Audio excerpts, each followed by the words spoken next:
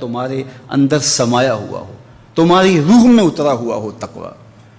قرآن مجید نے بار بار ہمیں تقوی اختیار کرنے کی تلقین کی، متقی بن جاؤ، قرآن ہدایت متقیوں کے لیے ہے، تقوی والے ہی فلاح پانے والے ہیں، اہل ایمان تقوی کی دولت سے مالا مال ہوتے ہیں، وہ لوگ جو اللہ کے ولی قرار پائے ان کا بھی وصف بیان کیا، الذین آمنوا وکانوا یتقون، کہ اولیاء اللہ وہ ہیں کہ جو ایمان اور تقوی کی دولت سے مالا مال ہیں۔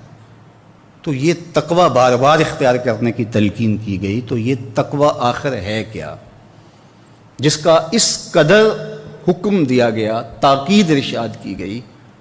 کتاب و سنت میں ہمیں بار بار یہ کہا گیا کہ تم متقی بن جاؤ، اللہ متقیوں کو پسند کرتا ہے، تمہارے روزے کا مقصد تقوی کا حصول ہے، تمہاری نماز کا مقصد تقوی کا حصول ہے، تمہاری قربانی کا گوشت اللہ کو نہیں پہنچتا، اس کا خون اللہ کو نہیں پہنچتا، گوشت تم خود کھا لیتے ہو، خون نالیوں میں بہہ جاتا ہے، تو پھر اللہ کو کیا پہنچتا ہے؟ کہا وہ تمہارے دل کا تقوی اللہ کو پہنچتا ہے۔ تو اتقاء کی دولت تم اختیار کر لو اگر تقوی نہیں ہے۔ اور ایک مقام پہ فرمایا کہ بہتر لباس تقوی کا لباس ہے، کہیں فرمایا کہ تم زاد راہ اگر لینا چاہتے ہو تو وہ تقوی کی زاد راہ اختیار کرو۔ تو آخر تقوی ہے کیا کہ جس کے لیے اس قدر تاکید ارشاد فرمائی گئی؟ تو علماء نے کہا کہ جہاں تمہارا رب تمہیں دیکھنا چاہتا ہے وہاں تم پائے جاؤ، اور جہاں تمہیں نہیں دیکھنا چاہتا تم وہاں نہ پائے جاؤ، یہ تقوی ہے۔ حضرت ابو ہریرہ رضی اللہ تعالیٰ عنہ سے مروی ہے، ان سے پوچھا گیا کہ حضرت آپ بتائیے قرآن میں جو بار بار تقوی کی تلقین کی گئی ہے یہ تقوی ہے کیا؟ تو فرمایا کبھی تم ایسی وادی سے گزرے ہو جہاں خاردار جھاڑیاں ہوں؟ تو کہا ہاں کئی بار اتفاق ہوا اس کا۔ تو کہا پھر تم کیسے گزرتے ہو؟ کہا کپڑے سمیٹ لیتا ہوں، بچ بچ کے گزرتا ہوں، کوئی کانٹا میرے دامن سے الجھ نہ جائے اور میرا لباس تار تار نہ ہو جائے۔ تو حضرت ابو ہریرہ رضی اللہ تعالیٰ عنہ نے فرمایا ذاک هو التقیٰ، یہی تو تقوی ہے کہ دنیا میں اس طرح زندگی بسر کرو کہ گناہوں سے کہیں آلودہ نہ ہو جاؤ۔ صوفیاء نے کتنی خوبصورت بات کہی کہ دنیا میں ایسے رہو جس طرح کشتی پانی میں رہتی ہے، پانی میں رہتی ہے لیکن پانی کو اپنے اندر نہیں آنے دیتی۔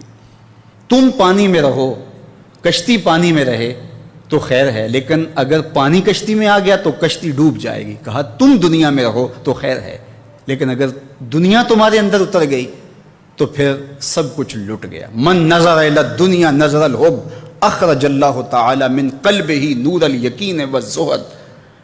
حضرت امام ابو نعیم الاصفہانی کہتے ہیں جس نے دنیا کو محبت کی نظر سے دیکھا اللہ اس کے دل سے زہد اور تقوی کے نور کو کھینچ لیتا ہے، اس کا اندر اجڑ جاتا ہے جو دنیا کو اپنا اوڑھنا بچھونا بنا لیتا ہے۔ اس لیے باہو نے کہا تھا نا کہ ادی لانت دنیا اتے پوری دنیا داراں ہوں۔ تو دنیا ہے کیا؟ کیا یہ کاروبار کرنا دنیا ہے؟ مال و متاع دنیا ہے؟ بیوی بچے دنیا ہیں؟ دنیا کیا ہے؟ رومی علیہ رحمہ قلم توڑ دیا، چیس دنیا از خدا غافل بدن۔ دنیا کیا ہے؟ خدا سے غافل ہو جانے کا نام دنیا ہے، وہ چاہے ممبر پہ بیٹھ کے غافل ہو یا دکان پہ بیٹھ کے غافل ہو۔ حضرت شاہ نقشبند بخاری علیہ رحمہ فرماتے ہیں کہ میں نے ایک شخص کو کعبۃ اللہ کا طواف کرتے دیکھا اور وہ اس کا دل یاد الہی سے غافل تھا، اور ایک شخص کو میں نے منام میں لاکھوں دراہم کا کاروبار کرتے دیکھا اور اس کا دل ایک لمحے کے لیے بھی خدا کی یاد سے غافل نہیں تھا۔ تو دل کا مالک سے جڑ جانا یہ تقوی ہے۔ سیدنا علی المرتضیٰ رضی اللہ تعالی عنہ فرماتے ہیں کہ تقوی یہ ہے کہ تم نیکی کرنے کے باوجود بھی ڈرتے رہو کہ پتہ نہیں قبول ہوئی یا کہ نہیں۔ بعض اوقات کوئی نیکی ہو جاتی ہے تو عجب پیدا ہو جاتا ہے، پہلے تو شیطان نیکی کرنے نہیں دیتا، نیکی کر رہا ہوتا ہے تو ریا پیدا ہوتا ہے، اور جب کر چکتا ہے ریا کے بغیر تو پھر عجب اس کو لگ رہا ہوتا ہے کہ میں نے یہ نیکی کی ہے۔ نماز 4 پڑھ لے تو وہ بے نمازیوں کو حقیر جاننے لگ جاتا ہے۔ تو پہلے اس کو شیطان نیکی کرنے سے روکتا ہے، نیکی کر رہا ہوتا ہے تو ریا شامل کرتا ہے، کر چکتا ہے تو عجب پیدا کرتا ہے، اس لیے بڑی مشکل منزل ہے۔ تو سیدنا علی المرتضیٰ رضی اللہ تعالیٰ عنہ فرماتے ہیں کہ تقوی یہ ہے کہ نیکی کرنے کے باوجود بھی ڈرتا رہے، پتہ نہیں میری نیکی بھی قبول ہوئی ہے یا کہ نہیں۔ بعض کا ایسا ہوتا ہے کہ انسان بڑے مرتبے تک پہنچا ہوتا ہے، لیکن اس کا عجب، اس کی ریاکاری اور اس کا کوئی زبان سے بولا ہوا لفظ اس کی ساری کمائی برباد کر دیتا ہے۔ بلعم بن باورا بنی اسرائیل کا مستجاب الدعوات ولی تھا۔ جب ہاتھ اٹھا کے دعا مانگتا تو ہاتھ نیچے بعد میں کرتا، قبولیت پہلے ہو جاتی، لیکن پھر اسی کے بارے میں کہا گیا نا مَثَلُهُ كَمَثَلِ الْكَلْبِ، اس کی مثال کتے کی مثال ہے۔ زبان لٹک گئی، زمین چاٹتا تھا ولی، مستجاب الدعوات تھا، لیکن تکبر میں آ گیا اور وقت کے نبی کے خلاف ہاتھ اٹھا کے بد دعا کرنے لگا اور زبان لٹک گئی، اور پھر اس کو قرآن نے کہا اس کی مثال کتے کی مثال ہے۔ اسی لیے میاں صاحب بولے کہ پڑھنے اتے ناز کرینا تے نہ آکھی میں پڑھیا، پڑھنے اتے ناز کرینا تے نہ آکھی میں پڑھیا، او جبار کہار صداوے متا روڑ دے وے دودھ کڑیا، کیتی کتری پئی کھو محمد تے سکہ بنیا زردہ، ساری کمائی لٹ جاتی ہے۔ حضرت بایزید بستامی سے ایک بڑھیا نے پوچھا تھا کہ میں آپ سے ایک مسئلہ پوچھنے آئی ہوں۔ کہا پوچھئے۔ کہا میرے گدھے کی دم اچھی ہے یا آپ کی داڑھی اچھی ہے؟ یہ مسئلہ کوئی مجھے پوچھے پھر جانے کہاں پائے۔ لیکن بایزید بستامی رو پڑے، کہا بڑھیا تیرے سوال کا جواب فی الحال میرے پاس نہیں ہے، یہ تو مرنے کے بعد ہی بتا سکتا ہوں۔ خیر بایزید بستامی کا انتقال ہو گیا، بڑھیا کو خواب میں ملے، اس نے کہا میرا سوال وہیں کھڑا ہے۔ کہا اللہ کا شکر ہے میرا خاتمہ ایمان پہ ہو گیا، اب تیرے گدھے کی دم کو میری داڑھی سے کیا نسبت ہو سکتی ہے؟ اس نے کہا بتائیے آپ کے رب نے آپ کے ساتھ سلوک کیا کیا؟ تو حضرت بایزید بولے جب میں مالک کے روبرو پیش ہوا تو میرے مالک نے مجھے کہا اے بوڑھے بتا میرے پاس کیا لے کر آیا ہے؟ تو میں نے جواب میں کہا مالک جب بادشاہوں کی چوکھٹ پہ فقیر آئیں تو شہنشاہ فقیروں کو یہ تو نہیں پوچھتے کہ کیا لے کر آئے ہو، وہ تو یہی پوچھتے ہیں کیا لینے آئے ہو۔ میں لے کر کچھ نہیں آیا، تیری رحمت لینے آیا ہوں، اللہ نے میری یوں ہی بخشش فرما دی۔ تو جب تک یہ یقین نہ ہو کہ میرا انجام کیا ہے اتنی دیر تک دھڑکا لگا رہے، ڈر لگا رہے، یہ مومن کی زندگی کا جمال ہے۔ حضرت ابی ملیکہ رضی اللہ تعالیٰ عنہ فرماتے ہیں، یہ تابعی ہیں، کہتے ہیں میں 30 اصحاب رسول سے ملاقات کی ہے، بخاری کتاب الایمان اٹھائیے، 30 اصحاب رسول سے میں نے ملاقات کی ہے، ہر ایک اپنی آخرت کے بارے میں ڈر میں لگا رہتا تھا، فکر میں تھا کہ میری آخرت ٹھیک ہو جائے۔ رنگا رنگ سہیلیاں پرن کڑے پر پریا اس دا جانیے جس دا توڑ چڑھے۔ تو کہا کہ اس دھڑکے میں تو ہم تھوڑا عمل کر بیٹھیں تو ہواؤں میں اڑنا شروع کر دیں کہ ہمارے جیسا زمانے میں کوئی نہیں، لوگوں کا مذاق اڑانا شروع کر دیں، گناہ گاروں کی تحقیر کرنا شروع کر دیں، ہم کون ہوتے ہیں؟ تو تقوی یہ ہے کہ نیکی کے بعد بھی ڈرتے رہیں کہ میرے مالک قبول کر لے۔ گناہ کے بعد جو مومن کی کیفیت ہے، مومن کے سینے کے اندر جو ایک ڈر کی کیفیت ہے، وہ تو ایک جہان ہی الگ ہے۔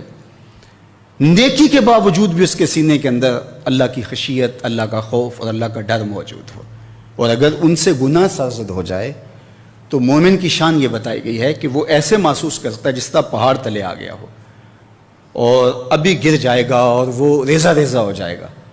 اور منافق کی مثال بتائی کہ جب وہ گناہ کر بیٹھتا ہے تو یوں محسوس کرتا ہے کہ بدن پہ مکھی بیٹھی اور ہلکے اشارے سے اس کو اڑا دیا۔ میں اور آپ ذرا اپنے آپ کو دیکھ سکتے ہیں کہ ہم کہاں کھڑے ہیں زندگی میں۔ اگر ہم سے کوئی خطا سرزد ہو جائے تو ہماری کیفیت باطن کیا ہوتی ہے؟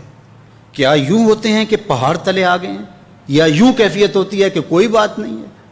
ہم کہتے ہیں فلاں بخشا گیا تو ہم بھی بخشے جائیں گے۔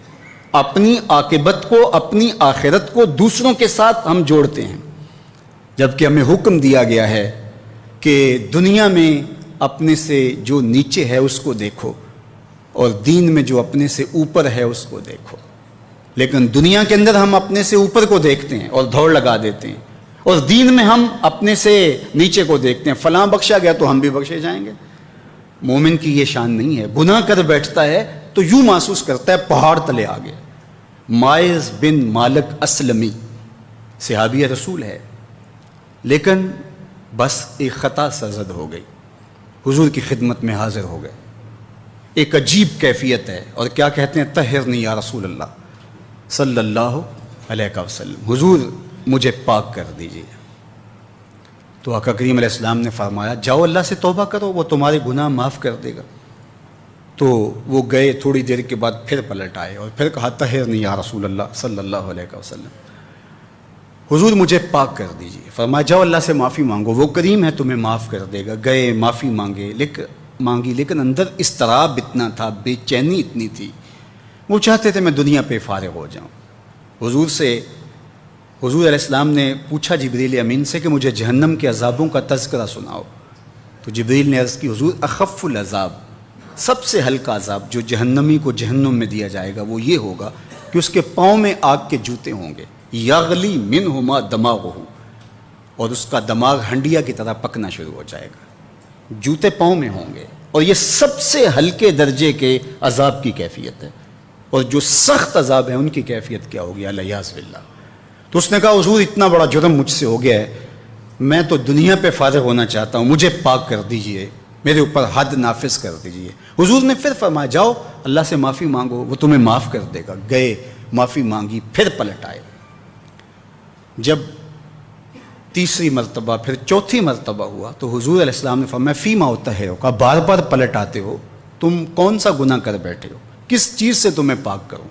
قال من الزنا، عرض کی مجھ سے بدکاری ہو گئی ہے، ہوں بھی شادی شدہ، سزا اس کی رجم ہے جانتا ہوں، لیکن میں یہ چاہتا ہوں کہ دنیا پر پاک ستھرا ہو کے اللہ کے حضور پیش ہو جاؤں، مجھے پاک کر دیجیے۔ آقا کریم علیہ السلام نے فرمایا کہ ہو سکتا ہے کہ تو نے بوسہ لیا ہو، چھیڑ چھاڑ کی ہو، تو نے دیکھا ہو؟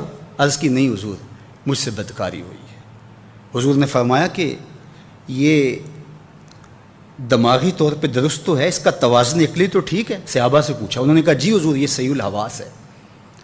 پھر فرمایا کہ اس نے شراب تو نہیں پی رکھی؟ تو ایک صاحب اٹھے، منہ سونگا، کہا نہیں حضور ایسی بات بھی نہیں ہے۔ اور ایک روایت میں ہے کہ حضور نے اس کے قبیلے والوں سے پوچھا کہ اس کا توازن عقلی تو ٹھیک ہے؟ انہوں نے بھی کہا صحیح الحواس ہے۔ حزال بن نعیم تھا جس نے بھیجا کہ جا حضور کے پاس اور جا کے حضور سے اپنا ماجرا کہے، ان سب نے کہا نہیں جی یہ بالکل صحیح الحواس ہے، شراب بھی نہیں پی رکھی۔ حضور نے کہا کہ ہو سکتا ہے کہ تو نے بوسہ لیا ہو سکتا ہے۔ اس نے کہا نہیں حضور، میں بقائمی ہوش و حواس یہ بتا رہا ہوں کہ مجھ سے بدکاری ہو گئی ہے۔ جب چوتھی مرتبہ اس نے اقرار کر لیا، بلکہ ایک روایت میں ہے کہ جب تیسری مرتبہ وہ اقرار کر چکا تھا تو حضرت ابو بکر صدیق رضی اللہ تعالیٰ عنہ نے کہا کہ اب اگر تو نے چوتھی مرتبہ کہا تو حضور تیرے اوپر حد نافذ کریں گے، تو اب بھی رک جا۔ اس نے کہا میں سچے دل سے کہہ رہا ہوں کہ مجھ سے بدکاری ہو گئی ہے، میں دنیا پہ صاف ہونا چاہتا ہوں۔ جب چوتھی مرتبہ اس نے قرار کر لیا تو حضور نے فرمایا اس کو لے جاؤ اور سنگسار کر دو۔ اللہ اکبر! حضور نے رخ پھیرا، حضور نے بار بار ٹالا، جاؤ، ہو سکتا ہے کہ تمہیں مغالطہ لگا ہو سکتا ہے جنون ہو، لیکن وہ ہر بار کہتا رہا۔ تو آقا کریم نے فرمایا جاؤ ان کو سنگسار کر دو۔ ان کو سنگسار کرنے کے لیے صحابہ لے گئے۔ حضور کھڑے ہوتے ہیں، کبھی بیٹھ جاتے ہیں۔ ایک صحابی کہتے ہیں میں اس وقت موجود تھا، حضور کی بغلوں سے پسینہ ٹپک رہا تھا، خود تو حکم دیا ہے کہ انہیں رجم کیا جائے اور خود رو رہے ہیں۔ وہ حضور کا عدل تھا، یہ حضور کی محبت ہے۔ مبتلائے درد ہو کوئی عذب روتی ہے آنکھ، کس قدر ہم درد سارے جسم کی ہوتی ہے آنکھ۔ خیر انہیں لے جایا گیا۔ جب پہلا پتھر مارا تو انہوں نے کہا کہ مجھے چھوڑ دو، مجھے حضور کے پاس بھیجو۔ تو انہوں نے کہا کہ حضور نے بار بار تجھے پوچھا تو اب تجھے چھوڑیں گے نہیں۔ تو انہوں نے انہیں پتھر مارے اور سنگسار کر دیا۔ کسی نے حضور کو آ بتایا کہ حضور جب ہم پتھر مارنے لگے تھے تو اس وقت پھر اسے بھی پتہ چلا کہ موت کیا ہوتی ہے۔ تو میرے حضور علیہ السلام دکھی ہو گئے اور فرمایا ہلا ترکتموہ، کاش کہ تم نے میرے پاس اسے آنے دیا ہوتا، شاید وہ اللہ سے توبہ کرتا اور اللہ اس کی توبہ قبول کر لیتا۔ حضور نے خود جنازہ پڑھایا، اچھا، حضور علیہ السلام جا رہے تھے کہ دو صحابی آپس میں بات کر رہے تھے کہ اس شخص کے عیب کو رب نے چھپا لیا تھا، اس نے آ کے خود اقرار کیا اور پھر اس پہ رجم ہوا اور کتے کی موت مرا۔ تو جب یہ بات کہی تو حضور کے چہرے پہ جلال آ گیا، لیکن حضور خاموش رہے۔ تھوڑی دیر آگے چلے تو ایک مرا ہوا گدھا پڑا تھا۔ حضور نے فرمایا وہ دو لوگ جو ہیں ان کو بلا کے لاؤ۔ بلا کے لایا گیا، فرمایا یہ پڑی ہوئی چیز ہے، اس سے کچھ کھا لو۔ تو انہوں نے کہا کہ حضور اس سے ہم کھائیں؟ فرمایا ابھی تھوڑی دیر پہلے تو تم نے اپنے بھائی کا گوشت کھایا ہے۔ فرمایا تم اس کی غیبت کرتے پھر رہے ہو، وہ جنت کی نہروں میں غوطے لے رہا ہے۔ بلکہ ایک روایت میں میرے اور آپ کے آقا و مولا نے فرمایا کہ اگر میرے مائز کی توبہ کو تقسیم کر دیا جائے پوری امت کے اندر تو ساری امت کی بخشش و مغفرت ہو جائے۔ اس نے اپنے آپ کو خود پیش کیا۔ گناہ کے بعد بندہ مومن کی یہ کیفیت ہوتی ہے، گناہ کرنے کے بعد ڈٹائی نہ کرتا پھرے، کوئی خام خواہ کی حجتیں نہ تراشتا پھرے۔ در توبہ کھلا ہوا ہے، مالک کی دہلیز پہ آ جائے، 100 بار بھی جرم کرے گا وہ 100 بار معاف کرے گا۔ 70 ماؤں سے زیادہ پیار کرنے والا رب، اس سے نہیں معافی مانگیں گے تو کس کی دہلیز پہ جائیں گے؟ تو آئیے اس کے حضور آج کی رات معافی مانگیں۔ گناہوں سے معافی مانگنے والا ایسا ہوتا ہے جس طرح اس نے گناہ کیا ہوا ہی نہیں ہے۔ التائب من الذنب کمن لا ذنب لہ، گناہ سے توبہ کرنے والا ایسے ہوتا ہے جس طرح اس نے گناہ کیا ہوا ہی نہیں۔ اور جو اللہ سے ڈر کے گناہ چھوڑ دے، اللہ اکبر۔ ترمذی میں روایت ہے اور بھی کتب حدیث میں موجود ہے، حضرت عبداللہ بن عمر رضی اللہ تعالیٰ عنہ بیان فرماتے ہیں، کہا حضور نے یہ قصہ اگر 7 بار سے زیادہ نہ سنایا ہوتا تو میں تمہیں کبھی بیان نہ کرتا۔ اور ایک روایت میں ابن حبان نے بیان کیا ہے کہ حضور نے 20 سے زائد مرتبہ یہ قصہ سنایا ہے۔ فرمایا کہ بنی اسرائیل میں ایک شخص تھا، اس کا نام کفل تھا اور بہت بڑا بدکار تھا۔ ہر رات بزم عیش سجتی اور وہ داد عیش دیتا، ہر روز کوئی نئی خاتون اس کے گھر کی زینت بنتی۔ ایک دن ایک خاتون کو 60 دینار دے کے وہ اپنے گھر لے آیا۔ جب بدی پہ آمادہ ہو گیا تو اس خاتون کا وجود کانپنے لگا، اس کا بدن تھر تھرانے لگا۔ کفل نے کہا کہ کیا ماجرا ہے؟ اس نے کہا کفل ضرورت مجھے تیری دہلیز پہ لے آئی ہے، میں کوئی بدکار خاتون نہیں ہوں لیکن ضرورت مجھے تیری چوکھٹ پہ لے آئی ہے۔ بس دل کی اتھا گہرائیوں سے نکلے ہوئے جملے تھے، دل کی اتھا گہرائیوں میں اتر گئے۔ کفل پیچھے ہٹ گیا۔ میرے اور آپ کے آقا و مولا فرماتے ہیں کہ کفل کا اسی رات انتقال ہو گیا۔ لوگ جب صبح گئے تو کفل کے دروازے پہ لکھا ہوا تھا ان اللہ قد غفر لکفل، اللہ نے کفل کو معاف کر دیا، اللہ نے اس کی بخشش اور مغفرت فرما دی۔ گناہ کو ترک کرنے والا، ارادے سے باز آ جانے والا اللہ کو کتنا محبوب ہوتا ہے۔ میرے اور آپ کے آقا و مولا نے فرمایا وَرَجُلٌ دَعَتْهُ اِمْرَةٌ ذَاتُ مَنْصِبٍ وَجَمَالٍ فَقَالَ إِنِّي أَخَافُ اللَّهَ، وہ شخص جس کو کسی خاتون نے دعوت گناہ دی، یا خاتون ہے اس کو مرد نے دعوت گناہ دی، اور اس نے کیا کہا انی اخاف اللہ، میں اللہ سے ڈرتا ہوں، یا خاتون نے کہا میں اللہ سے ڈرتی ہوں۔ تو میرے اور آپ کے آقا و مولا فرماتے ہیں قیامت کے دن جب کوئی سایہ نہیں ہوگا، اللہ اس کو اپنے عرش کا ٹھنڈا سایہ عطا فرمائے گا۔ کتنی بڑی بات ہے، حشر کے دن اللہ کی رحمتوں کے سائبان تلے ہوگا۔ تو ہمارے رب کا ہم سے تقاضا ہے کہ ہم تقوی کی دولت سے مالا مال ہو۔ وہ چاہتا ہے کہ ہم متقی ہو جائیں۔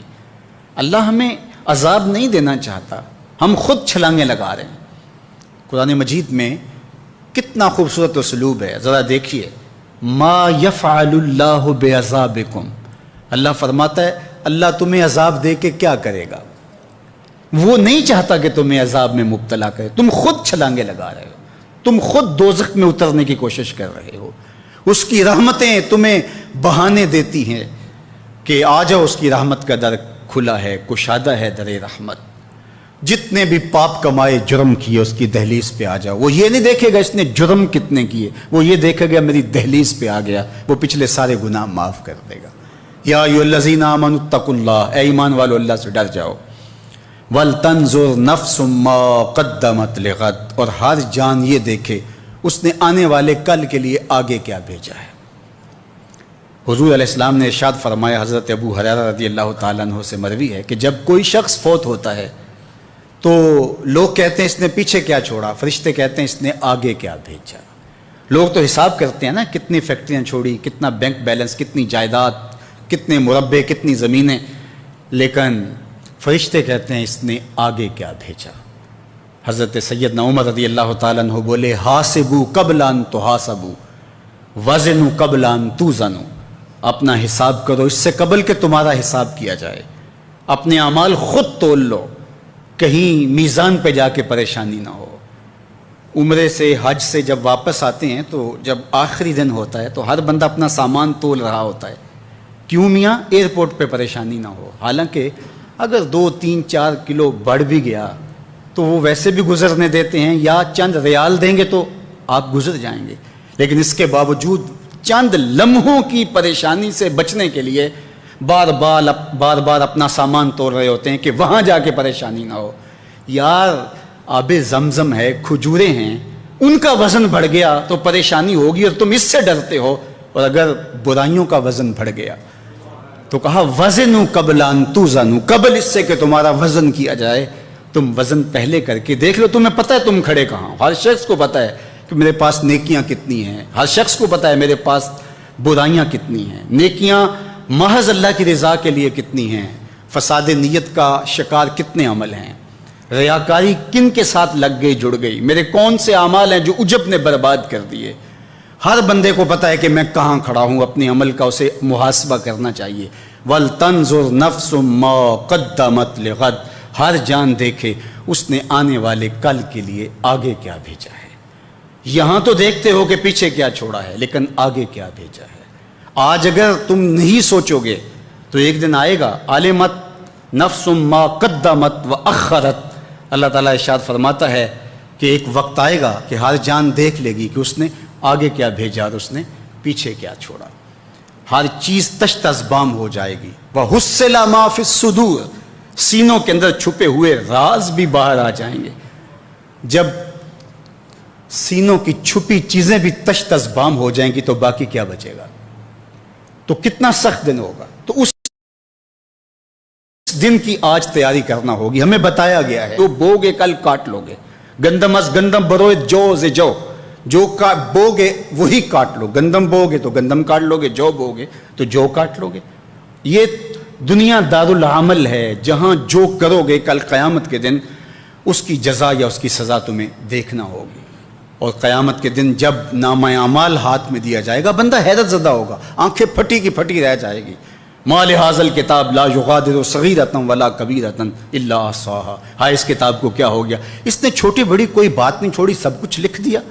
لیکن پھر پچھتاوے کا کیا فائدہ؟ آج کا پچھتاوا کل کی بہتری کا ضامن بن جاتا ہے, لیکن کل کا پچھتاوا سوائے حسرت بڑھانے کے, دکھ اور اذیت بڑھانے کے اور کچھ نہیں ہوگا.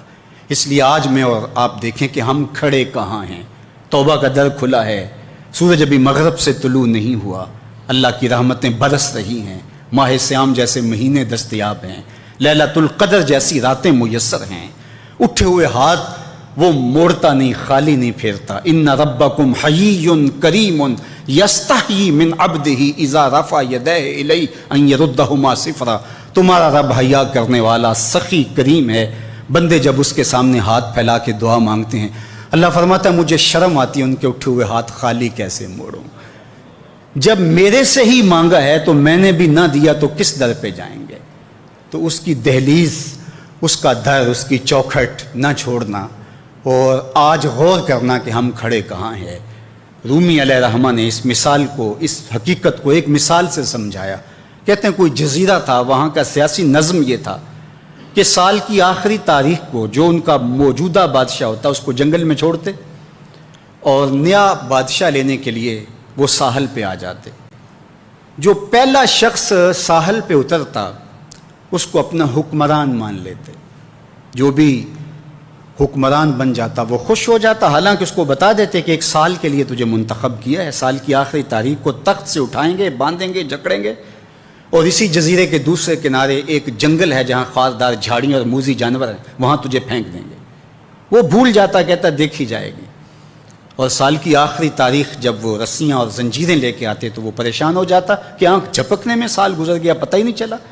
پھر روتا ہوا چیختا ہوا اس جنگل میں جاتا اور لوگ اس کو چھوڑ کے آ جاتے اور درندوں کا رزق بن جاتا، اور جو بھی آتا اس نے کبھی انکار نہیں کیا تھا۔ پہلی بار ایسا ہوا کہ جس شخص کو انہوں نے ہار ڈالے، گارڈ آف آنر دیا، تعظیم تکریم دی، سیلوٹ کیا، اس نے کہا یہ سب کیا ہے؟ کہا کہ آج کے بعد تو ہمارا حکمران ہے۔ کہا میں تو امور سلطنت نہیں جانتا، میں تو تاجر آدمی ہوں، چیزیں بیچنے آیا ہوں۔ کہا کہ ہمارا اصول یہی ہے کہ سال کی پہلی تاریخ کو پہلا شخص جو جزیرے پہ قدم رکھتا ہے وہ ہمارا حکمران ہوتا ہے۔ اس نے کہا میں تو امور سلطنت کو نہیں جانتا، تو یہ کس طرح ذمہ داری قبول کر سکتا ہوں؟ انہوں نے کہا کہ تمہیں کرنا ہوگی، اس کے علاوہ کوئی راستہ نہیں ہے، ہمارا یہ قانون ہے، ضابطہ ہے، اور یہ بھی بتا دیں کہ سال کی آخری تاریخ کو تجھے اسی جنگل کے دوسرے کنارے چھوڑائیں گے جہاں موذی جانوروں کا رین بسیرا ہے۔ تو اس نے کہا اگر انجام اتنا دردناک اور خطرناک ہے پھر تو میں بالکل جانے کے لیے تیار نہیں ہوں۔ تو انہوں نے کہا تو چاہے نہ چاہے باندھ کے بھی تخت پہ بٹھانا پڑا تمہیں بٹھائیں گے۔ اس نے کہا اچھا مجھے یہ بتاؤ کہ سال بعد میری بات مانو گے یا نہیں؟ اس نے کہا کہ ہاں، قانون میں تو ترمیم نہیں کر پائے گا، لیکن یہ ہوگا کہ تیرے انتظامی حکم ہم ماننے پہ مجبور ہوں گے۔ اس نے کہا ٹھیک ہے، میں تمہارا حکمران بننے کے لیے تیار ہوں۔ رومی بولتے ہیں کہ جب بھی کوئی شخص تخت نشین ہوتا تو وہ بھول جاتا کہ میرے 7 سال کی آخری تاریخ میں کیا ہونے والا ہے۔ وہ عیش و عشرت کرتا اور یوں وقت گزارتا، سال کی آخری تاریخ آنکھ جھپکنے میں آ جاتی۔ لیکن یہ پہلا شخص تھا، تخت نشین ہوتے اس نے پہلا حکم نامہ جاری یہ کیا کہ کمانڈوز بلائے جائیں۔ بلائے گئے، کہا اس جنگل میں چلے جاؤ جہاں تم بادشاہوں کو پھینک کے آتے ہو اور وہاں کے موذی جانور کاٹ ڈالو۔ پھر بلدیہ کے ملازمین بلائے، کہا جاؤ جا کے وہاں کی جھاڑیاں کاٹو۔ پھر معمار بلائے، کہا جا کے وہاں محل تیار کرو۔ کچھ لوگوں کو بلایا، کہا جا کے وہاں پھول لگاؤ، پھلدار درخت لگاؤ، سایہ دار شجر لگاؤ۔ پوری حکومتی مشینری اس جنگل کو کٹوانے، وہاں کے موذی جانور قتل کروانے اور وہاں خوبصورت محل بنوانے، کنویں کھدوانے اور پھلدار درخت لگوانے میں صرف کر دی۔ اب سال کی آخری تاریخ کو جب وہ زنجیریں لے کر آئے تو اس نے کہا کہ مجھے کیوں جکڑتے ہو، میں خود جانے کے لیے تیار ہوں، اس لیے کہ یہ اس تخت پہ آرام سے نہ بیٹھا، یہاں بیٹھ کے تیاری وہاں کی کرتا رہا جہاں اس نے جانا تھا۔ کافر اور فاسق دنیا کے تخت پہ عیش کرتا ہے، بھول جاتا ہے کہ میں نے کہاں جانا ہے، اور صالح مومن اس تخت پہ آرام سے نہیں بیٹھتا، جہاں جانا ہے اس کے لیے تیاری کرتا رہتا ہے۔ اور جب جنازہ اٹھتا ہے تو وہ کہتا ہے اجلوا بی ولا تؤخروا بی، دیر نہ کرو، مجھے جلدی لے جاؤ، میرا تو وہاں انتظار ہو رہا ہے۔ اور پھر جب وہ وہاں پہنچتا ہے تو القبر روضۃ من ریاض الجنہ، وہ جنت کے باغوں میں سے باغ بن چکی ہوتی ہے۔ وہ سارے تھور، ساری جھاڑیاں، ساری آگ اور وہاں کے سارے بھڑکتے ہوئے شعلے بجھا چکا ہوتا ہے، اپنے اعمال کے لشکر بھیج کے۔ ہم نے دیکھنا ہے کہ ہم یہاں آخرت کے لیے کچھ بھیج رہے ہیں کہ یہی سب کچھ لٹا رہے ہیں۔ دنیا کے مختلف ممالک میں جانا ہوتا ہے۔ تو ایک دفعہ میں اٹلی گیا تو وہاں ایک شہر میں مجھے کچھ دوست لے گئے، تو وہ چھوٹا سا گھر تھا، تو 20 سے 30 لوگ وہاں رہ رہے تھے۔ تو میں بڑا حیرت زدہ ہوا، تو میں نے کہا کہ آپ یہاں تنگ سی جگہ پہ 20-25 لوگ رہ رہے ہیں تو اتنی مشکل میں کیوں رہ رہے ہیں؟ تو کوئی بڑا سا گھر خرید لیں، آسودہ رہیں۔ تو انہوں نے کہا کہ جناب آپ ہمارے علاقے میں جا کے دیکھیں، 5-5 کنال کے گھر ہم نے وہاں شروع کیے ہیں۔ ہم یہاں کمائی کرنے آئے ہیں، عیش کرنا تھوڑے آئے ہیں۔ ہم تو چند سالوں کے لیے یہ آئے ہیں، اس لیے ہم یہاں سے کماتے ہیں، بھیجتے وہاں ہے جہاں ہم نے ہمیشہ جا کے رہنا ہے۔ میں نے کہا یہی تو میں سمجھانے آیا ہوں، جہاں جتنا رہنا ہے وہاں کا انتظام بھی اس حساب سے کرو۔ حضور نے فرمایا کن فی الدنیا کانک غریب او عابر السبیل، دنیا میں ایسے رہو جس طرح مسافر اجنبی رہتا ہے۔ سڑک عبور کرنے والا دائیں بائیں سے دیکھ کے سڑک عبور کر جاتا ہے۔ یہ دنیا پر جینا لگا کے بیٹھ جاؤ، چند دن کے لیے آئے ہو، یہ آخرت کی کھیتی ہے، دار العمل ہے، وہ آخر دار الجزا ہے۔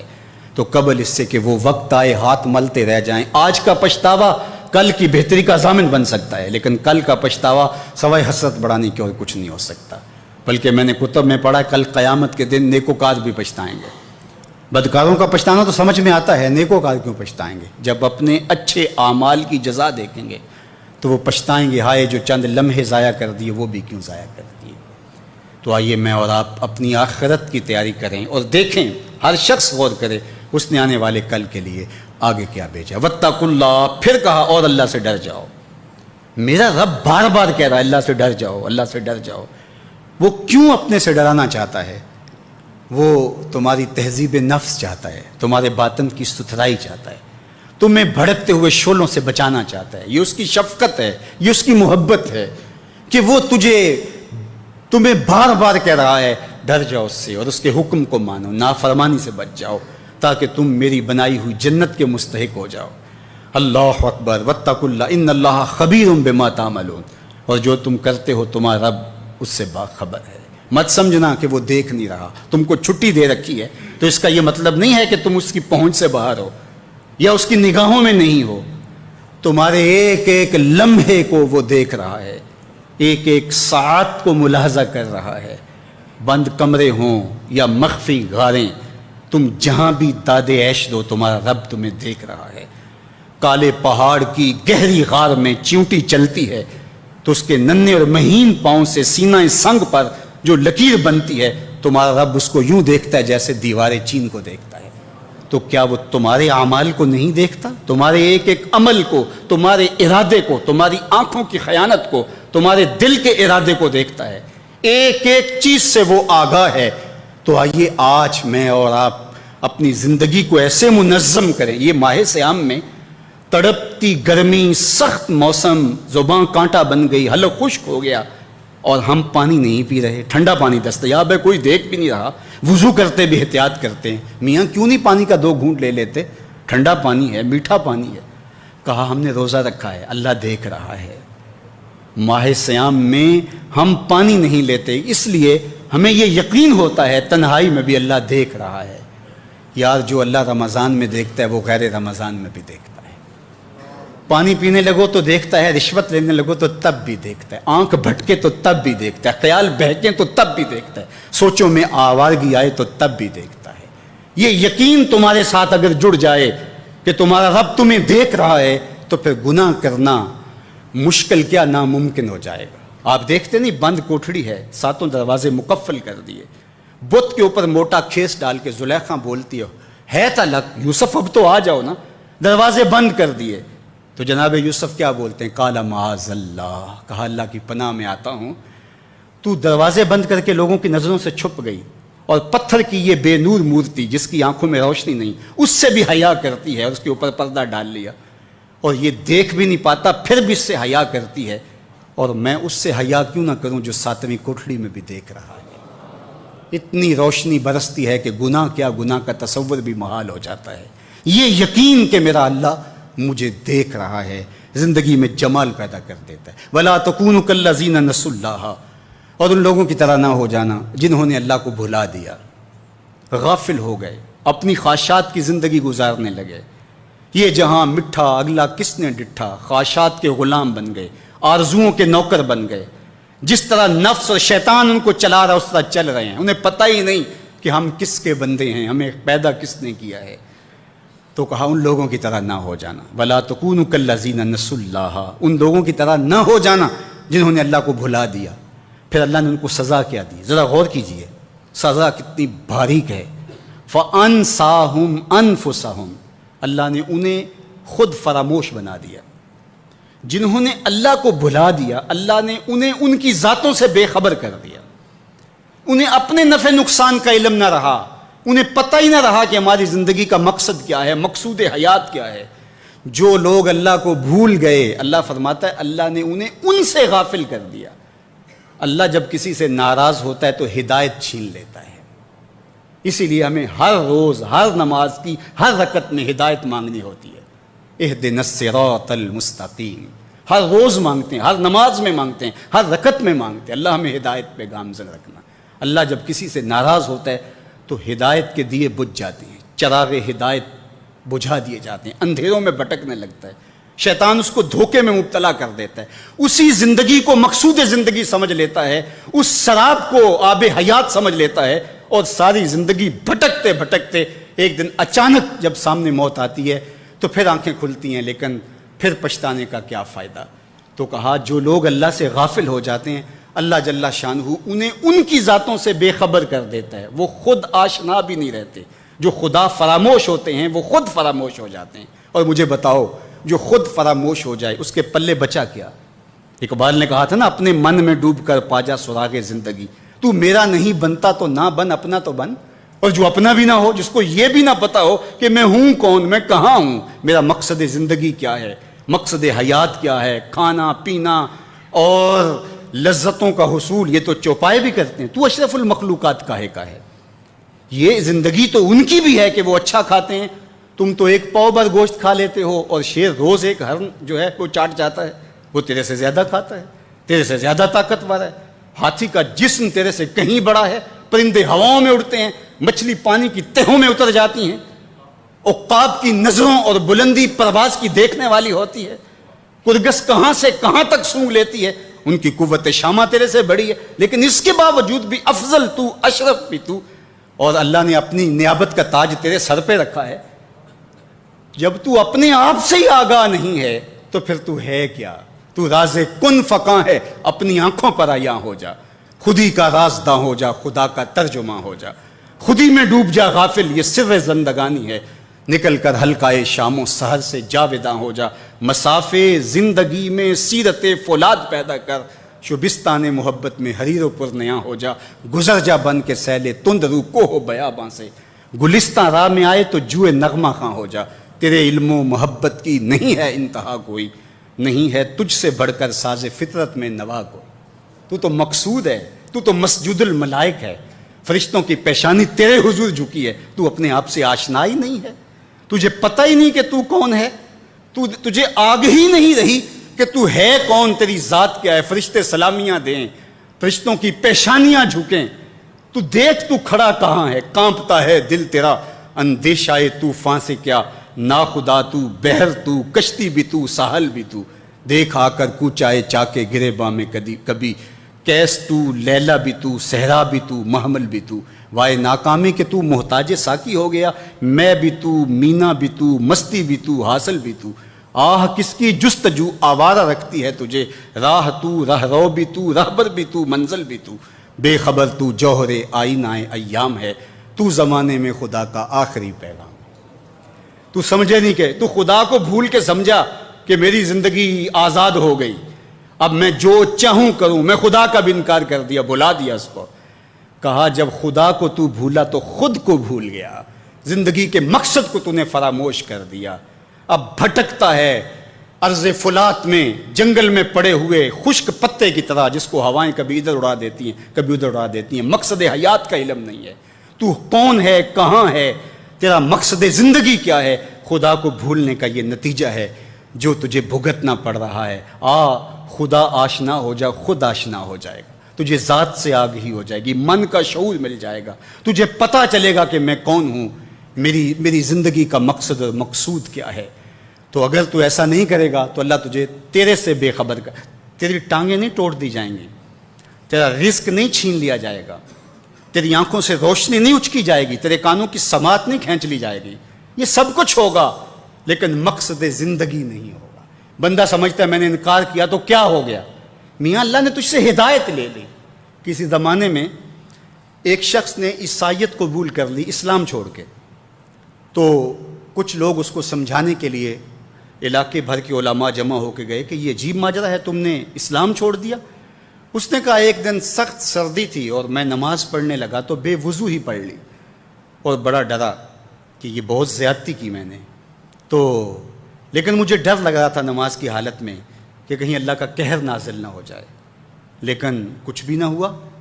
پھر ایک دن میرے پہ غسل واجب تھا اور میں نے اس حالت کے اندر نماز پڑھ لی، اور اس دن میں پھر ڈرا کہ یار زیادتی کی ہے تم نے، اللہ کا قہر آج ضرور نازل ہوگا، لیکن سلام پھرا، میں معمول کی زندگی گزارنے لگا۔ میں نے کہا اسلام تو دین ہی سچا نہیں ہے، میں اتنی توہین کی ہے، اتنی تذلیل کی ہے اس دین کی، لیکن مجھے کچھ نہیں ہوا، تو میں نے چھوڑ دیا اسلام کو۔ تو علماء نے کہا تو کہتا ہے مجھے کچھ نہیں ہوا، اللہ نے تجھ سے دین چھین لیا، تجھ سے دین چھین لیا، تیرے پلے رہا کیا؟ فَأَنْسَاهُمْ أَنفُسَهُمْ أُولَٰئِكَ هُمُ الْفَاسِقُونَ، کہا یہ بے حکم ہیں، نافرمان ہیں، جو اللہ کو بھلا دیں، اللہ کو فراموش کر دیں، یہ فاسق لوگ ہیں۔ لا یستوی اصحاب النار واصحاب الجنہ، اہل جنت اور اہل دوزخ برابر نہیں ہو سکتے۔ ایسا نہیں ہوگا کہ ایک ساری زندگی بدکاریوں میں گزارے اور ایک نیکوکار اللہ کی رضا کی سائے میں زندگی بسر کرے اور قیامت کے دن ایک جگہ کھڑے کر دیے جائیں، ایسے نہیں ہوگا۔ افنجعل المسلمین کالمجرمین، اللہ فرماتا ہے ہم ماننے والوں کو اور مجرموں کو کیا ایک جیسا کریں گے؟ ایسا نہیں ہوگا۔ اللہ تعالیٰ جل شانہ انصاف بھی کرے گا۔ ہاں، جس کو 33% نمبر دے کے پاس کیا جاتا ہے اس کی پوزیشن نہیں ہوتی، اس کو پاس ضرور کر دیا جاتا ہے، چلو اس کو سٹار لگا کے پاس کر دو، پوزیشن انہی کی ہوتی ہے جنہوں نے محنت کی ہوتی ہے، رت جگہ کاٹے ہوتے ہیں۔ تو کہا مجرم اور ماننے والے برابر نہیں ہوں گے، تو فرمایا کہ وہ بے حکمے ہیں جو اللہ کے حکموں کو توڑتے ہیں، اس کے احکام کی جو ہے وہ توہین کرتے ہیں۔ تو جنت والے اور دوزخ والے برابر نہیں ہو سکتے۔ جنت والے جنت کے مزے لیں گے اور جہنم والے جہنم کی جلستی آگ میں ایک ذلت کی زندگی کاٹیں گے، موت بھی نہیں ہوگی وہاں۔ اللہ تعالیٰ جل شانہ قیامت کے میدان میں موت کو مینڈے کی شکل میں ظاہر کرے گا۔ کہتے ہیں جنت میں جا کے جنتیوں کے سینے میں ایک ہی خدشہ ہوگا، کھٹکا ہوگا، کہیں موت نہ آ جائے اور یہ نعمتیں چھن نہ جائیں۔ اور جو جہنمی ہے ان کے سینے میں ایک ہی امید کا چراغ روشن ہوگا، کبھی موت آ گئی تو مر جائیں، جان چھوٹ جائے۔ پھر مینڈے کی شکل میں روایت میں آتا ہے کہ موت کو لایا جائے گا، جنتی جنت سے، جہنمی جہنم سے گردنیں نکال کے اس منظر کو دیکھ رہے ہوں گے، پھر موت کو ذبح کر دیا جائے گا۔ جنتی اتنے خوش ہوں گے کہ اگر موت کو موت نہ آئی ہوتی تو یہ خوشی سے مر جاتے، اور جہنمی اتنے افسردہ اور دکھی ہوں گے کہ اگر موت کو موت نہ آئی ہوتی تو یہ صدمے سے مر جاتے۔ اب موت بھی نہیں ہے، جلو جہنم میں، اور یہ جنت والے فائز المرام، اصحاب الجنت هم الفائزون، یہ کامیاب اور بامراد۔ اللہ اہل جنت سے کہے گا کہ اردیتم، کیا تم راضی ہو؟ تو وہ کہیں گے ہمیں کیا ہوا کہ ہم راضی نہ ہو، ہمیں تو وہ ملا کہ جس کا ہم تصور بھی نہیں کر سکتے تھے۔ میرے اور آپ کے آقا و مولا نے ارشاد فرمایا کہ سب سے کم جگہ جنت میں اس کو ملے گی جو سب سے آخر میں جنت میں جائے گا۔ ہمارے پنجابی میں کہتے ہیں پھاڈا، جو سب سے آخر میں جنت میں گیا، اور یہ وہ شخص ہوگا جو سب سے آخر میں جہنم سے نکالا گیا، جہنم کے رگڑے سہنے کے بعد جہنم سے نکالا جائے گا، اور پھر اللہ جل شانہ اس کو کہے گا کہ بتا تیری کیا آرزو ہے؟ تو وہ کہے گا مالک مجھے یہ دے دے، یہ دے دے، یہ دے دے، یہ دے دے۔ اللہ فرمائے گا لکا ما تمنیت، جو تو نے تمنا کی جا تجھے عطا کر دیا۔ اب اس کی آرزو ہوگی کہ مجھے سایہ دیوار جنت میں بھی جگہ مل جائے تو غنیمت ہے، یا جنت میں کوئی جھونپڑی بھی مل جائے تو کافی ہے۔ لیکن اللہ فرمائے گا جا جنت میں، اور تیرے لیے جنت میں دنیا سے 10 گنا جگہ ہے۔ یہ 7 بر اعظموں پہ پھیلی ہوئی کائنات، اس کو 10 سے ضرب دیں، اور یہ اس کے لیے ہوگی جو سب سے آخر میں جائے گا۔ تو جب وہ یہ سنے گا تو وہ کہے گا اتسخر وانت الملک، صحیح ہے میں روایت ہے، وہ کہے گا اتسخر وانت الملک، میرے مالک، میرے رب، تو بادشاہ ہو کے مجھ سے مذاق کر رہا ہے؟ یعنی جس نے ساری زندگی بدکاریوں اور گناہوں میں گزاری اور جہنم کے رگڑے سے آج سب سے آخر میں جنت میں جا رہا ہے، تو اس کو کتنی جگہ ملے گی؟ اس دنیا سے 10 گنا۔ تو وہ کہے گا اتسخر وانت الملک، تو بادشاہ ہو کے مجھ سے مذاق کر رہا ہے۔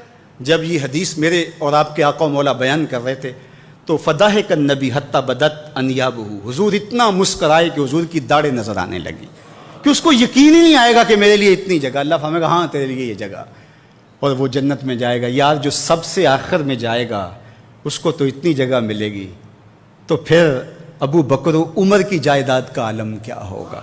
عثمان و علی اور حسن و حسین کی جائیداد کا عالم کیا ہوگا؟ جو خاتون جنت، جنتی خواتین کی سردار اس فاطمہ کی جاگیروں کا عالم کیا ہوگا؟ تو جب حضور کے غلاموں کی جاگیروں کا عالم یہ، تو پھر محمد عربی کی شان کیا ہوگی جنت میں؟ تو کتنا بدبخت آدمی ہے جو 2 انچ کے لیے آخرت برباد کر بیٹھتا ہے۔ تو کہا اصحاب الجنت هم الفائزون۔ اب ارشاد فرمایا وَلَوْ أَنزَلْنَا هَذَا الْقُرْآنَ عَلَى جَبَلٍ لَرَأَيْتَهُ خَاشِعًا مُتَصَدِّعًا مِنْ خَشْيَةِ اللَّهِ، یہ قرآن جو ہم نے تمہیں دیا. کہا اگر ہم یہ پہاڑوں پہ نازل کرتے تو اللہ کے خوف سے ریزہ ریزہ ہو جاتے. اللہ نے یہ کتاب تمہیں عطا کی ہے. کتنے بد نصیب لوگ ہیں کہ اس کتاب کے ہوتے ہوئے بھی گمراہی کے گڑھے میں پڑے رہے اور ظلمتوں اور اندھیروں کے اندر زندگی بسر کر دیں. کہا اس کتاب کی تاثیرات اس کے فہم کے اجالوں سے اتنی تاثیر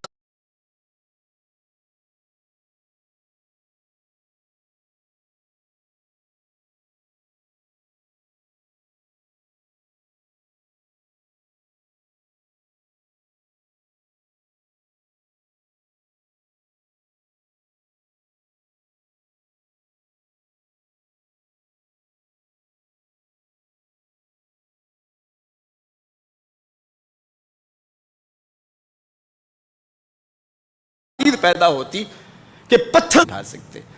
پہاڑوں نے کہا کہ ہم کو ساروں اور پربتوں کے سلسلے رکھنے کے باوجود، فلک بوس چوٹیاں رکھنے کے باوجود اس بوجھ کو نہیں اٹھا سکتے. سمندروں نے جن کی محیب گہرائیاں دہلا دیں، انہوں نے کہا ہم نہیں اٹھا سکتے. فحملھا الانسان، انسان نے کہا میں اٹھاؤں گا. جب تم نے خود اٹھایا تو آج بھاگ کیوں رہا ہے؟ فرار کا راستہ کیوں اختیار کر رہا ہے؟ یہ قرآن آج سینے سے جوڑ اور اپنی زندگی میں اتار لے. لیلۃ القدر کے حسین لمحوں میں عہد کریں کہ قرآن کے ساتھ زندگی گزاریں گے. گر تو می خواہی مسلمان زیستن، نیست ممکن جز با قرآن زیستن. اگر تو مومن بن کے جینا چاہتا تو قرآن کے بغیر جی نہیں سکتا. اس کا ایک ایک لمحہ، ایک ایک ساعت، تیری زندگی کی ایک ایک گھڑی قرآن کے ساتھ گزرنی چاہیے تھی. تیرے سینے کا انتخاب کیا اس قرآن کے نزول کے لیے، پہاڑوں پہ نازل نہیں کیا. کو ہمالیہ کی چوٹیاں موجود تھی، پربتوں کے سلسلے موجود تھے، یہاں تا حد نظر پھیلے ہوئے سمندر موجود تھے، زمین کی چوڑی چھاتی موجود تھی. لیکن کسی کو اللہ نے یہ امانت دی، یہ امانت تو تجھ کو دی، اور تو نے اس کو سمجھا ہی نہیں، طاق میں رکھ دیا، غلاف میں لپیٹ دیا. اس کو غور کر، تیری روح بھی وجد کرنے لگ جائے گی. عرب کے 4 بڑے شاعر، ان میں سے ایک کا نام لبید بن ربیہ، بہت بڑا نام ہے. اس نے ایک شعر کہا کہ وجلت سیول عن الطلول انها زبر تجد متونها اقلامها. وہ جب گزرتی ہیں پانی کی لہریں تو کبھی آپ نے دیکھا کہ وہ جو ریتلی زمین ہوتی ہے اس کے اوپر نقش و بنگار بن جاتے ہیں. تو اس کا نقشہ کھینچا کہ ادب کی کھلی کتاب ہو اور کسی نقاش نے قلم سے بوٹے تراش دیے ہوں. تو کہا سیلاب گزرنے کے بعد وجل السیول عن الطلول، وہ جو ٹیلے ہیں ریت کے، ان کے اوپر یوں نقش و بنگار بنے ہوئے ہیں، کأنہا زبرن، گویا کہ وہ تختیاں ہیں، کتابیں ہیں. اور تو جدو ان کے اوپر اس انداز کے ساتھ نقش اور حرف تراش دیے گئے ہیں کہ جس طرح قلم لے کر کے کسی نے تراشے ہوں. جب یہ شعر عرب کے معروف شاعر جو ہے وہ فرزدق المجاشی نے پڑھا تو وہ سجدے میں گر گیا. لوگوں نے کہا کہ ابو فراس یہ کیا ماجرا؟ کہا تم قرآن کے سجدوں کو جانتے ہو، میں شعر کے سجدوں کو جانتا ہوں کہ یہ شعر اتنا اونچا ہے، اس کا حسن، اس کی سلاست اور اس کے اندر معنی کی گہرائی اور گہرائی اور جمال اور خوبصورتی ایسی ہے کہ یہاں میں سجدہ شعر کیا ہے. وہ غالب نے کہا تھا نا استاد مومن کے ایک شعر پر کہ میرا سارا دیوان لے لے، مجھے یہ ایک شعر دے دے کہ تم میرے پاس ہوتے ہو گویا جب کوئی دوسرا نہیں ہوتا. تو بعض کلام جادو ہوتے ہیں. تو وہ لبید اتنا بڑا شاعر کہ جس پر عرب کا بہت بڑا شاعر اس کے شعر پر سجدہ ریز ہو، جب قرآن پڑھتا ہے تو پھر شعر کہنا چھوڑ دیتا ہے. اللہ اکبر. حضرت ابو موسیٰ اشعری رضی اللہ تعالیٰ عنہ کو حضرت عمر نے بھیجا کہ لبید کو بلا کے لاؤ. وہ بلا کے لائے. کہا کہ کوئی کلام سناؤ. کہا جب سے سورہ بقرہ اور سورہ آل عمران پڑھی ہے میں نے شعر کہنا چھوڑ دیا ہے، یہ صورتیں ہی میرے لیے کافی ہیں. تو قرآن تو وہ موجز بیان کلام ہے اگر زندگی میں اس کے اجالے اتر جائیں. لیکن افسوس اس امت نے اس قرآن سے اپنے تعلق کو توڑ دیا. قرآن زندگی تھی، قرآن حیات نو تھی. یہ پستیوں سے اٹھا کر بلندیوں تک پہنچا دینے والی کتاب تھی. یہ زندگی کے اجاڑ پن کو بہاروں میں تبدیل کر دینے والی کتاب تھی۔ اقبال نے ایک مقام پہ کہا کہ فاش می گوئے ماں کے در دل مزمرست این کتابیں نیز چیزیں دیگرست، اگر تو مجھے پوچھے تو میں کھل کے بیان کروں، یہ کتاب نہیں ہے، یہ کوئی اور ہی شے ہے۔ یہ تو زندگی بدل دینے والی کتاب ہے، یہ تو حیات آفریں کتاب ہے، اس کا لفظ لفظ روشنی ہے، اس کا حرف حرف اجالا ہے۔ حیات آفریں کتاب سے کیوں نہ جڑا تو؟ اپنی زندگی کو کیوں تو نے روشنیوں سے مالا مال نہ کیا؟ صرف غلاف میں لپیٹ کر کے تو نے طاق پہ سجا دیا، اور یا پھر تیرا بوڑھا مرنے لگا تو سورہ یاسین لے کے بیٹھ گیا۔ کتنی ستری تنقید کی کہ ببند صوفی و ملا اسیری حیات از حکمت قرآن گیری، با آیاتش ترا کار جزی نیست کہ از یاسین او آساں بمیری۔ تو جاہل صوفی اور کاہل ملا کے ایسے پھندے میں پھنسا کہ تو نے قرآن سے زندگی تلاش نہیں کی۔ قرآن کی آیتوں سے تجھے صرف اتنا سروکار ہے، جب تیرے بوڑھے کی روح اٹکنے لگی تو سورہ یاسین لے کے بیٹھ گیا کہ میں اس کو پڑھوں اور اس کی روح آسانی سے نکل جائے۔ اقبال نے کہا کوئی شک نہیں کہ اس سے اس کو فائدہ ہوتا ہے، لیکن افسوس کی بات ہے اس قرآن سے بھی تو نے مرنا سیکھا، کاش اس قرآن سے جینا سیکھ لیا ہوتا۔ اس کا حرف حرف حیات آفری زندگی دیتی ہے یہ کتاب، یہ من کی روشنی کا سبب ہے۔ میرے اور آپ کے آقا و مولا نے فرمایا تھا لوگوں میں تمہارے اندر دو بھاری چیزیں چھوڑ کے جا رہا ہوں، تمہیں لاوارث چھوڑ کے نہیں جا رہا۔ ان میں سے ایک چیز کا ذکر کرتے ہوئے کتاب اللہ، اللہ کی کتاب، حبل ممدود من السماء الی الارض، یہ آسمان سے زمین کی طرف اللہ کی لٹکتی ہوئی رسی ہے۔ فیہ الہدی والنور فخذوا بکتاب اللہ واستمسکوا بہ، یہ اللہ کی وہ رسی ہے جس کو مضبوطی سے پکڑ لو گے تو کبھی گمراہ نہیں ہوگے۔ اس میں ہدایت ہے، اس میں روشنی ہے، اس کا ایک ایک لفظ تمہیں اجالوں کا نقیب بنا دے گا۔ آئیے اس کتاب سے جڑیں اور اپنی زندگی میں چراغاں کریں۔ یہ تو پتھروں پہ نازل ہوتی تو ان کے کلیجے بھی اس کو سہار نہ پاتے اور ریشہ ریشہ ہو جاتے اور ذرہ ذرہ اور ریزہ ریزہ بن جاتے، اور تم تو انسان ہو تو تم اس کتاب کو لے کر کے تمہارے اندر کوئی جنبش ہی پیدا نہیں ہوئی، تم نے اس کو عام کتاب سمجھ لیا، گھروں میں سجا کے رکھ لیا۔ یہ کتاب تو تمہیں کھڑا کر دیتی، آج تم رسوا ہو، ذلیل ہو، پست و زبوحال ہو تو اس وجہ سے کہ تم نے اس کتاب کو چھوڑ دیا۔ شکوے میں جب زبان کھلی تو لہجہ تھوڑا تلخ ہو گیا، فتویٰ بھی متوجہ ہوا، لیکن جواب آتا ہے تو سارا نشہ اتر جاتا ہے۔ لہجہ کتنا سخت ہے، تیرے کعبے کو جبینوں سے بسایا ہم نے، نو انسانی کو غلامی سے چھڑایا ہم نے، صفائے دہر سے باطل کو مٹایا ہم نے، تیرے قرآن کو سینوں سے لگایا ہم نے، پھر بھی ہم سے گلا ہے کہ وفادار نہیں، ہم وفادار نہیں، تو بھی تو دلدار نہیں۔ اقبال شکوہ گناہ ہے۔ اب جواب آتا ہے، سنیے، سارا نشہ اتر جاتا ہے، صرف لہجہ بدلتا ہے، تھوڑا سا صیغہ تبدیل ہوتا ہے، باقی سب کچھ وہی، ادھر سے آواز آ رہی ہے، صفائے دہر سے باطل کو مٹایا کس نے، نو انسانی کو غلامی سے چھڑایا کس نے، میرے کعبے کو جبینوں سے بسایا کس نے، میرے قرآن کو سینوں سے لگایا کس نے، تھے تو آبا وہ تمہارے ہی مگر تم کیا ہو، ہاتھ پہ ہاتھ درے منتظر فردا ہو، ہر کوئی مستے مئے ذوق تن آسانی ہے، تم مسلمان ہو یہ انداز مسلمانی ہے، حیدری فقر ہے نئے دولت عثمانی ہے، تم کو اسلاف سے کیا نسبت روحانی ہے، وہ معزز تھے زمانے میں مسلمان ہو کر، تم خار ہوئے تارک قرآن ہو کر، تمہاری پستی، زبوحالی، ذلت، نقبت اور رسوائی کا سبب اور موجب اس کتاب سے دوری ہے۔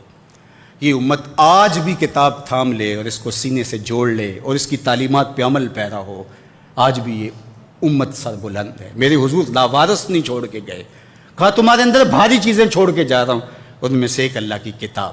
تو اس کتاب کو جو ہر گھر میں موجود ہے، کسی نبی کا پیغام اصلی صورت کے اندر کسی امت کے پاس موجود نہیں ہے، لیکن ہمارے آقا و مولا کے سینے پہ اترنے والی کتاب کسی زیر و زبر کے تغیر کے بغیر اصلی حالت میں ہمارے پاس موجود ہے۔ اگر اس کتاب سے تعلق مضبوط ہوا ہوتا تو پھر آج ہم در در کی رسوائیاں نہ سہتے، آج پوری امت مسلمہ ظلم اور جبر کی باہوں میں کسی کرا نہ رہی ہوتی، آج ہمارا خون نہ بہہ رہا ہوتا اور ہم جبر کا شکار نہ ہوتے اگر اس کتاب سے ہم جڑے ہوتے۔ آئیے آج بھی اس کتاب سے جڑ جائیں، اس سے اپنے تعلق کو مضبوط کر لیں۔ لیلۃ القدر کے ان مبارک لمحوں میں اور رمضان المبارک ان حسین گھڑیوں میں، نزول قرآن کی بابرکت رات میں یہ عہد کر کے اٹھیں کہ زندگی کا ایک ایک لمحہ قرآن کی تعلیمات کے مطابق بسر کریں گے۔ یہ کتاب زندہ ہے، یہ کتاب زندگی بخش ہے، یہ کتاب ہمارے ہر درد کا مداوا ہے۔ اس کا فلسفہ پرانا نہیں ہوا، اس کی تعلیمات فرسودہ نہیں ہوئی، یہ ہر دور کے تقاضوں سے ہم آہنگ اور ہر دور کے تقاضوں کو پورا کرنے والی کتاب ہے۔ اس سے جڑنے والا کبھی نامراد نہیں رہتا۔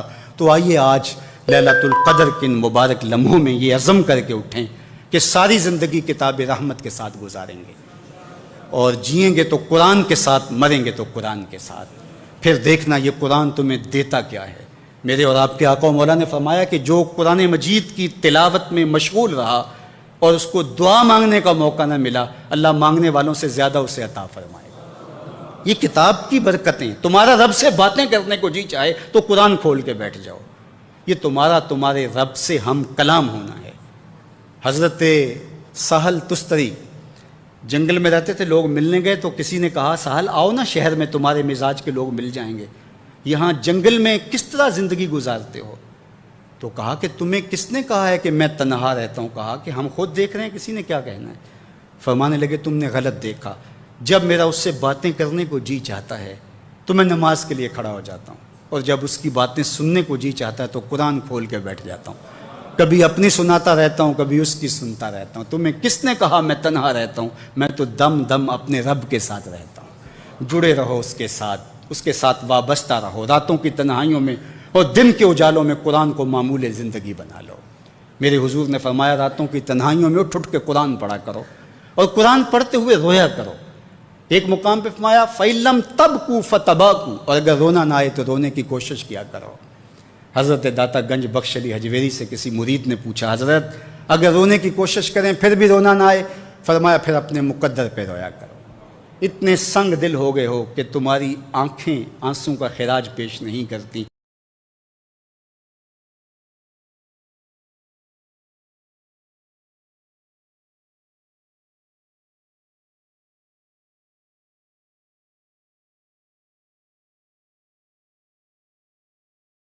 خیر کسی جھجک کے سناتا ہے، اس کے حضور اپنے آنسو پیش کرو جو آنسوں کی قدر رکھتا ہے۔